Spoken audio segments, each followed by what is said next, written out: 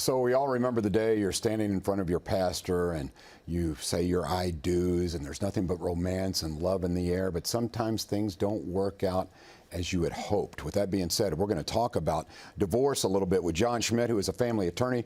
John is also a friend of mine. And John, divorce, sometimes things just don't work out.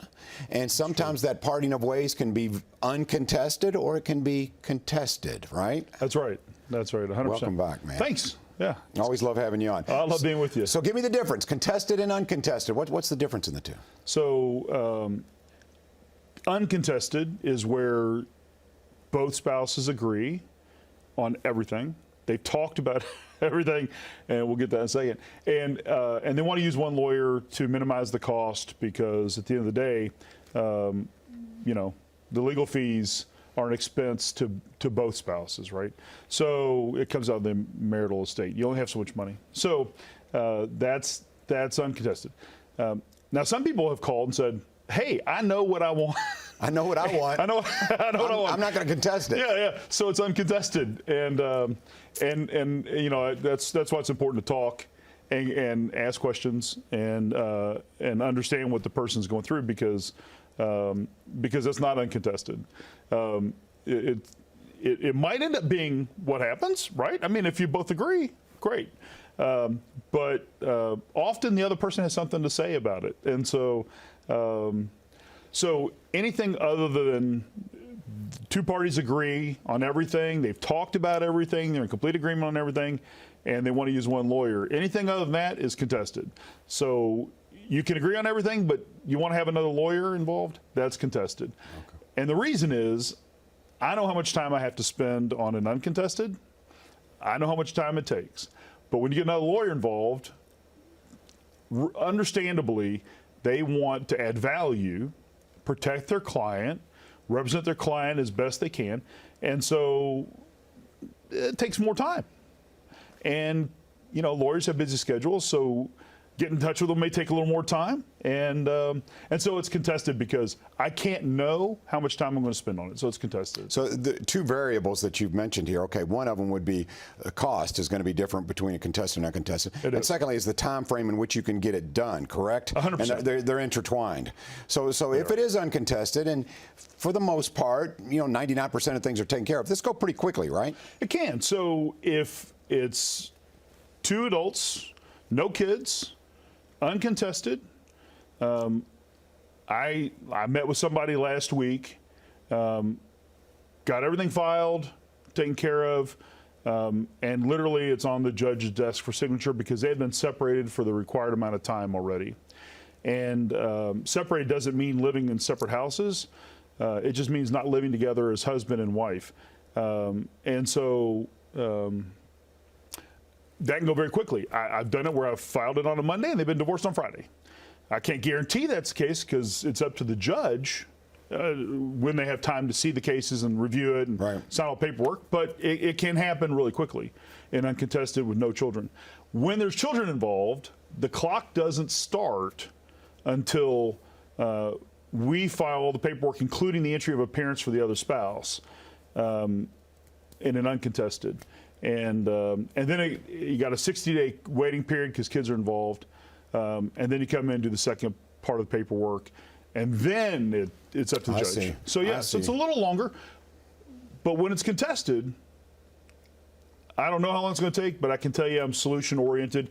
And I'm all about trying to find solutions for my clients and get things resolved as quickly and effectively as possible because the longer it takes, the more money it typically costs. Yeah, I shouldn't laugh at someone's misery, but you were telling me a story about someone who came in with the intention of, I'm going to spend some money here. So sometimes it gets very vindictive. Talk a little bit about that. I know it's funny, but it happens. It does. So this wasn't a legal client of mine, but my family owns Barber Cabinet Company out of Springfield, and my dad used to own Cox Cabinet Company out of Campbellsville.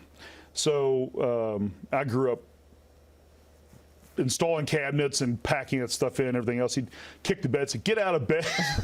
Billy Bob didn't show up this morning. We need you to do some work. That's where you get your work ethic, John. There you go. It's where you get it from mom and dad. Good examples. But I had a client, and she walked in. I said, "What do you want?" She goes, "I want the most expensive stuff you got." And I said, "Well, do you care if the color or anything?" She goes, "No, I just want more. I'm going to spend all my husband's money." So, I mean, you're right. We shouldn't. It's serious, but what she at the was time saying, I was a salesman, so yeah, I was happy to take that order. Yeah, whether it be the husband or the wife, regardless, if you have one of them who has an axe to grind, it could get pretty nasty. You've probably seen that. What do you recommend in those situations when it gets a little bit ridiculous? Do you get with the other attorney and say, "Hey, can we have some middle ground here?" Or I guess they can spend as much money as they want. I know you'd prefer to save them the money. Yeah, well, the courts, we can seek to get orders in place that prevent that stuff from happening. We can also take some steps to file some paperwork that locks up certain assets. And we can protect our clients that way. And we're typically pretty aggressive about how we do that to make sure that assets don't get dissipated. And courts are very good about protecting that and making sure that it doesn't happen. And judges will, if it does happen, judges will remind counsel that this isn't going to go well for your client if they're dissipating assets. So you may want to talk to your client and make sure that they understand that they shouldn't be dissipating it. Hiding assets is another problem, but we're pretty good at finding those too. All right. If you, unfortunately, if you may be in the process of or thinking about a divorce, the law offices of John Schmidt, I'm telling you, he'll take care of it. I had a number of his clients on. They're all happy with the way he handled things. Very aggressive, looking out for your best interest. So let's lighten it up a little bit. Sure. We were talking about visitation rights for kids and everything. Sometimes visitation gets a little ridiculous, doesn't it? Tell me. Yeah, it really can. So I think are you referring to the pets? Yes. All right. So yeah, we were talking earlier and about some things and things that hold up the case, right? Or things that are passionate, people feel passionate about. And so yeah, I've actually done visitation agreements for pets, for dogs, cats, where if a pet gets sick, there are provisions. If the pet dies, there are provisions. Provisions for spending time with the pet in exchange of the pet. So, kids are understandably a passionate thing. Pets are a passionate thing. Antiques, family heirlooms. Family heirlooms, yes. Yeah, they're passionate. And most people can deal with the other stuff fairly objectively. But when you start messing with someone's children, pets, or family heirlooms, those are the passionate items. Right? I'm just picturing this cat at a mediation table, and an attorney saying, "Okay, who do you want to spend time with? Who do you?" And the cat thinking about it. People slipping him little cat treats underneath the table. It's okay. Here, choose me. Yeah, there you go. Again, Family Law Friday, and this is my guy here, right here, John Schmidt, Attorney John Schmidt.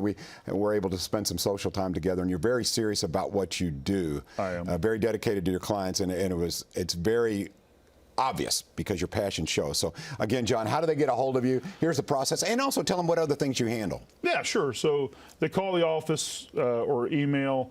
You can go to my website, johnschmidtlaw.com, and schedule an appointment. And we handle criminal, we handle adoptions, custody, child support issues, personal injury. They're telling me I've got to run. But yes, John Schmidt, attorney at law. We'll be right back on Wave Listens.